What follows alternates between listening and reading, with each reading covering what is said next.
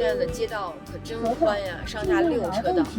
是在当年我们来这个额济纳，就是14年前，2007年吧，当时是小文同学刚刚出生，还在襁褓中的时候，老师同志觉得我们需要出去放松一下，亲近一下大自然，然后带我来了，第一次来到额济纳旗。以前的时候就是11期间这块是旺季，但是即使是旺季，也基本上只有越野车队才能过来，因为这中间有一个700-800公里的这个戈壁路，虽然小车也能过来，但是呢，大多数还是以越野车队为主。那个时候相对来说还是一个小圈子、小众的。现在已经是一个标准的大都市了，但是我们看上去呢，就街上人口不多，因为我们查了一下，实际上这个城市现在出的很大，但是只有2万多人。原来这个地方是不通高速的，只有一条这个431国道，这是这个地方唯一的一条通路，进来的通路。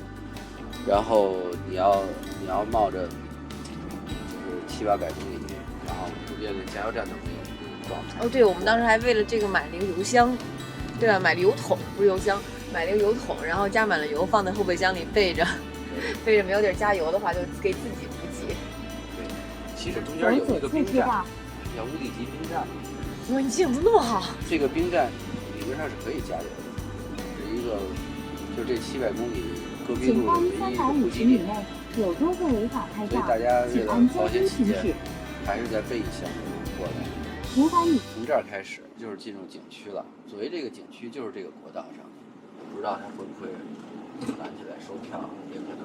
没有，我在那个大众点评上看，这个七道桥这块都是免费的。后250米向左前方行驶。怎么收费啊？公路的一部分嘛。这叫阿拉善沙漠世界地质公园。前方100。这个公园应该是卖票的，第一路口100米后向左前方行驶。沙漠也要圈起来当公园。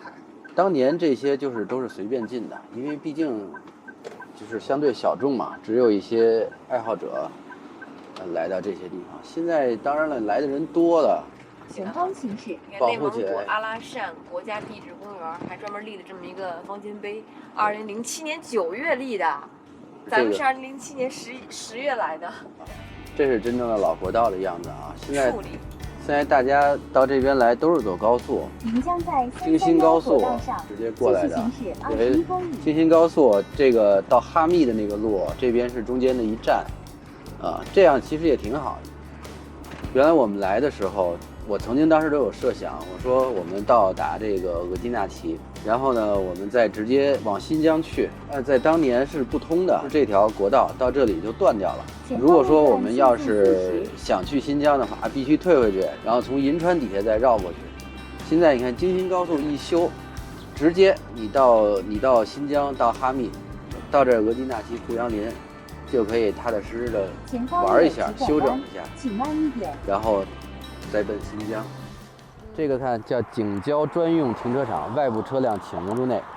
现在呢就是淡季嘛，所以我们就非常自由啊，我们车就可以开进去，然后我们就可以随便看这些风景啊。我们现在与旺季的这个最大区别就是颜色不一样，剩下都是一样的，然后也没什么游人。07年咱们来的时候啊，那会儿水好大的，因为黑河发大水，对，所以这里边每一个河道都充满了水。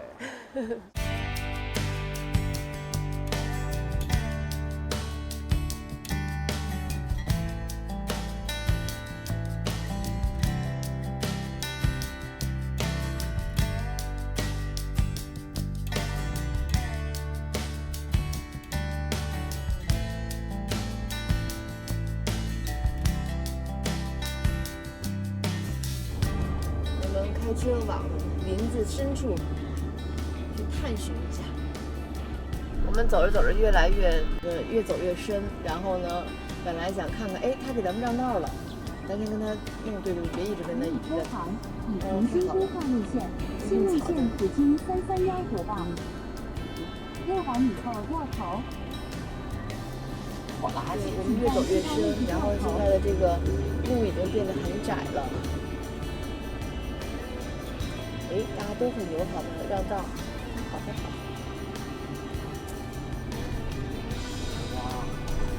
哇，还有羊，这个是打什么东西用的？打草用的吗？看左边的这个机器，割牧草去了，下去研究一番。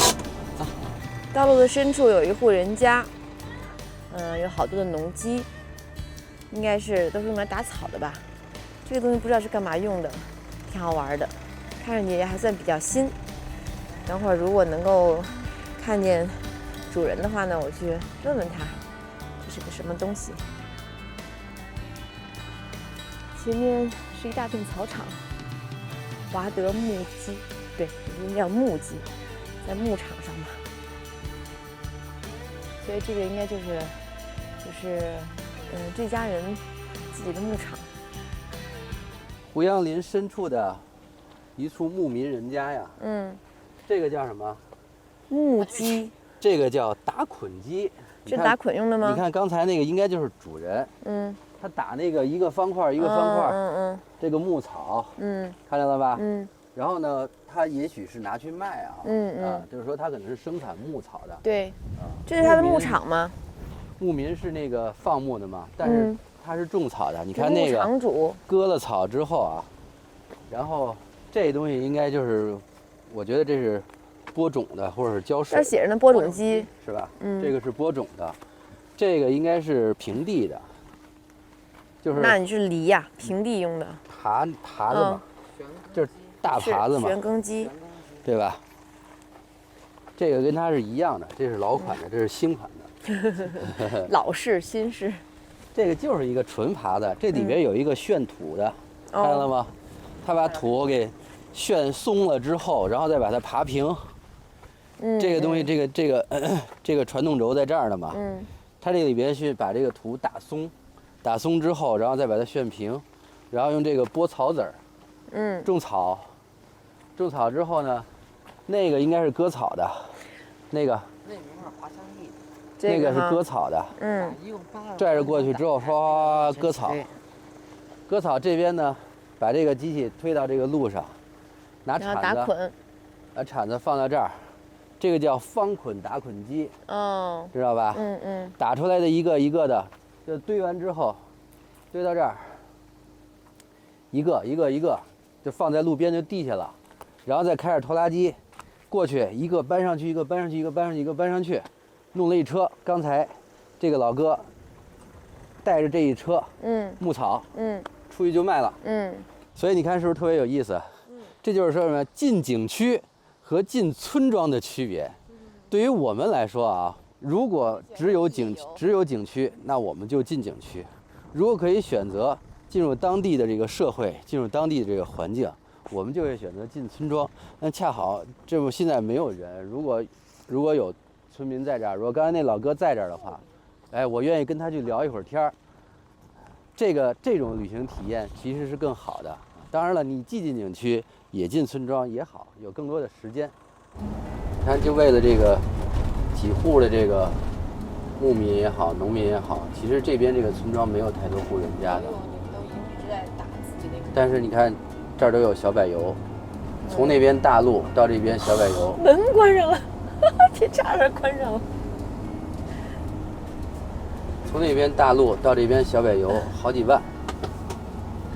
咱们这车从那儿闯过去，好几万。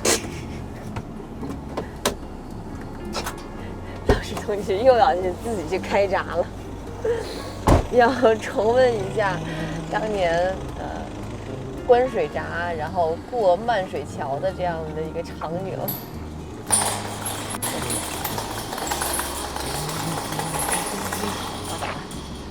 等会儿你什么那个下去自己，你下去帮爸爸把那个弄上，现在下车。小文同学已经把爸爸打开的这个闸，铁栅栏给关上了。这爷俩在外边干啥呢？还不回来？怎么了？关铁栅栏很好玩吗？不是，我跟他说啊，我说这个牧区，你知道吗？这种栅栏就是人家院子，是。然后这里边都是人家自己的地儿，咱刚才呢开着门咱就进去了。关键人家也没拦我们，也没怎么着。人家不仅没拦，还给咱让道，哎，给咱请进去。那个不是主人，那个来进货。人家知道咱们在屋里睡觉呢。人家知道咱们也没有什么恶意，但是这事儿你在北京坝上某些地方就不行了啊，你就会被宰好多钱。咱们刚才呀进人家院儿啊，不是说上人家怎么着去了，我是期待啊主人在家，你知道吗？那聊一下，哎，过去跟人聊一聊，聊聊天儿，结果恰好人家主人出去了。这已经是我第6次来内蒙古了。我个人感觉内蒙古人民就是尽管可能因为有语言上面的这些不通的这种障碍啊，少言寡语，但是我所遇到的每一个内蒙古的这个牧民、村民吧，是吧？他们不知道说干什么的，但是都很和善，而且很帮你。有时候我问路的时候，哎呦，我问路的时候他说不清楚，哎呀，那个着急的那个劲儿啊，哎呀，就是恨不得，哎呀，人家带比划那个着急啊。